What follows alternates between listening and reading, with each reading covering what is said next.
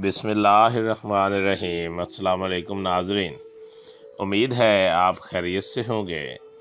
Welcome करते हैं एक बार फिर आपको आपके अपने यूट्यूब चैनल दारुल हिकमत उर्दू पर एक नई वीडियो के साथ। दोस्तों, आज की हमारी वीडियो का मौजू है धतूरा। दोस्तों, धतूरे के पौधे की लंबाई 3-4 फुट से 5-6 फुट तक होती है और ये आमतौर पर झाड़ की तरह फैला हुआ होता है। शाखों के सिरे पर एक पत्ता और फूल पैदा होता है। फूल लगभग 5 इंच होता है और इसकी शक्ल ग्रामोफोन के हारून की तरह होती है। फूल का रंग सफ़ेद या उदा होता है। फूल के खुश्क होने पर फल की तैयारी शुरू हो जाती है। ये कद में बड़े अखरोट के बराबर और शक्ल में जंगली चूहे से मिलता है। इसकी सतह पर बेशुमार नुकीले कांटे होते हैं।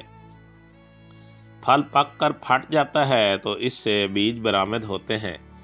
बीजों का रंग निस्वारी और गहरा बादामी होता है और शक्ल के एतबार से वो लाल मिर्च के बीज से मिलते जुलते हैं।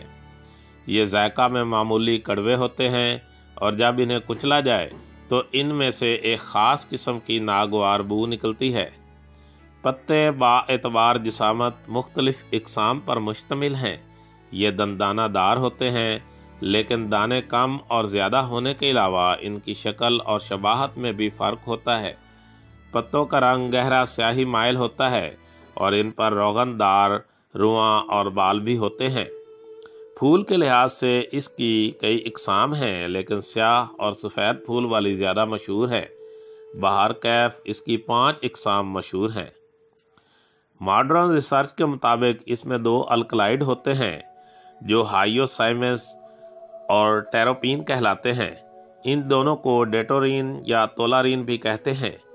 इन अज्जा के अलावा इसमें किसी कदर गूंद, रतूबत बैज़ा यानी कि अल्ब्यूमन और 17% हशबी मवाद होता है।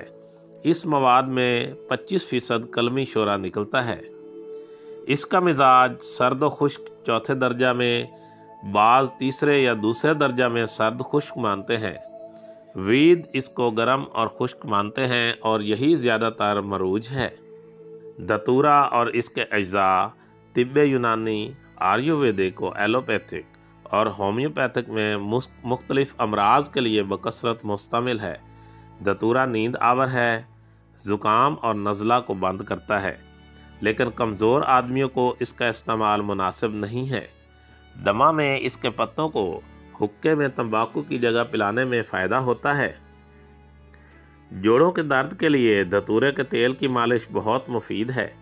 इसके रस को तेल में मिलाकर लगाने से सर की जुएँ मर जाती हैं। इसके बीज 6 रत्ती से ज़्यादा खाना, बशर्ते के वो अफ्यून या चर्स का आदी ना हो तो जहरीला असर पैदा करता है। ऐसी हालत में मैदे को धो डालें या कै कराएं। कपास का पौधा इसके जहर का त्रियाक है। पत्तों के मुकाबला में पत्ते और बीज के मुकाबला में बीज इस्तेमाल करें। इस सिलसिला में जहर को दूर करने के लिए धतूरा के अज्जा के मुताबिक बीज पंबा या कपास यानी कि रुई के पत्ते या जड़ पंबा पानी में घिसकर 1 प्याला पिलाएं। 10 ग्राम मुलट्ठी छील कर पानी में जोश देकर पिलाएं। दम घुटने लगे तो मसनूई सांस जारी कराएं। बाजुओं और टांगों पर मालिश करें और मकवी ग़िज़ा दें। दोस्तों, अब बात करते हैं इसकी मिकदार खुराक की। बाज़ मुआलिजीन ने धतूरा की मिकदार खुराक 6 रत्ती तक बताई है, जो कि गलत है। इसके पत्तों के सफ़ूफ की खुराक आधी रत्ती से 1/4 रत्ती और बीजों का सफ़ूफ 1/4 रत्ती से 1 रत्ती तक काफ़ी है। छोटे बच्चों को इसका इस्तेमाल नहीं कराना चाहिए। धतूरा के कुछ मुरक्बात दर्ज झैल हैं। नंबर 1, नज़ला ज़ुकाम। बीज धतूरा 6 ग्राम, रेवन चीनी 4 ग्राम, गूंद किक्कर और सूंठ हर एक 2 ग्राम पीस कर गोलियां बकदर दाना माश बनाएं। इन गोलियों को तिब्बे यूनानी में हब्बे शफा कहते हैं। नज़ला ज़ुकाम के लिए अज़ हद मुफीद हैं और अफ्यून की आदत भी छूट जाती है। पुराने दमा के लिए 2 गोलियां सुबह और 2 गोलियां शाम हमरा पानी इस्तेमाल करवाएं। नंबर 2, धतूरा के पत्ते, आक के पत्ते, तंबाकू के पत्ते हर एक 40 ग्राम, नमक संग 10 ग्राम, कूट कर गोलियां माश के दाना के बराबर तैयार करें। मलेरियाई बुखारों के लिए अजहद मुफीद है। बुखार से पहले 2 गोलियां हमरा पानी दें। नंबर 3, दर्द शकीका। बीज धतूरा स्याह 10 ग्राम, रेौंद खताई 40 ग्राम, सूंठ 20 ग्राम। कीकर की गूंद के हमरा मिर्च स्याह के बराबर गोलियां बनाएं। 1 गोली पानी के साथ सोते वक्त दें और 1 गोली सुबह सूरज निकलने से पहले खाएं। दैमी नज़ला, ज़ुकाम, दर्द असाबा और दर्द शकीका के लिए मुफीद है। नंबर 4, रोगन धतूरा। धतूरा के पत्तों को रगड़कर उनका खालिस पानी निकाल लें। इस पानी के हमरा तिलों का तेल मिलाकर आग पर पकाएं ताकि पानी जज़ब होकर तेल बाकी रह जाए। इस तेल को साफ़ करके शीशी में रखें। ये तेल हर किस्म के जोड़ों के दर्द और सूजन के लिए मुफीद है। दर्द के मकाम पर नीम गर्म मालिश करके ऊपर धतूरा के पत्ते गर्म करके बांध दें। इस तेल की 1-2 बूंदें कान में गर्म करके डालें तो कान के लिए मुफीद है। खारिश पर इस तेल की मालिश करने से खारिश को फ़ायदा होता है। नंबर 5, नमक धतूरा। धतूरा का तमाम पौधा बमा फूल, फल, जड़, पत्ते और लकड़ी लेकर मट्टी से साफ़ करके साया में खुश्क करें।